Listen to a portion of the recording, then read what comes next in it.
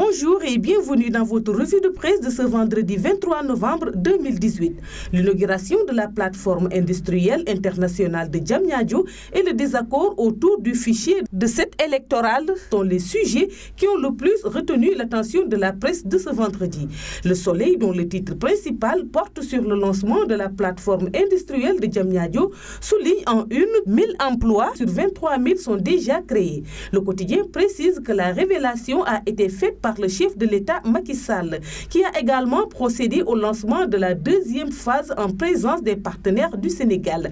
Macky Sall tient son pari, commente le quotidien Enquête qui précise que la plateforme a coûté 25 milliards de francs CFA parlant de Diamniadio où est construite la plateforme. Le journal souligne que c'est une ville qui décolle au fur et à mesure. Pour le Témoin, le pôle urbain de Diamniadio a franchi hier une étape importante de son développement avec le lancement par le président de la République de la plateforme industrielle internationale. Un brin enthousiaste, le journal souligne que cette nouvelle infrastructure industrielle entièrement financée par l'État pour près de 25 milliards de francs CFA sur les 13 hectares va complètement changer le visage du pôle.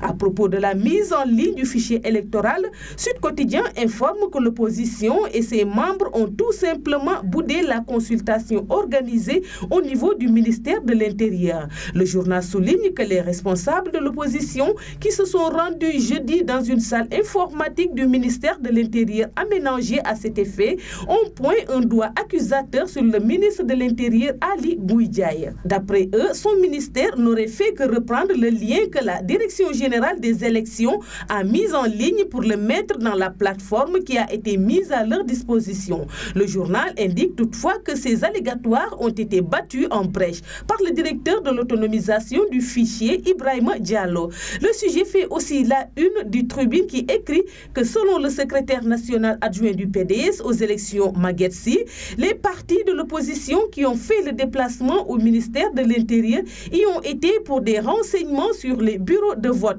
leur emplacement et tout ce qui concerne l'élection. Devant cette situation, Vox Population annonce que les membres du Front des résistances nationales ont déclaré jeudi vouloir marcher le 29 novembre pour dénoncer leur non-accès au fichier électoral et la restriction des libertés.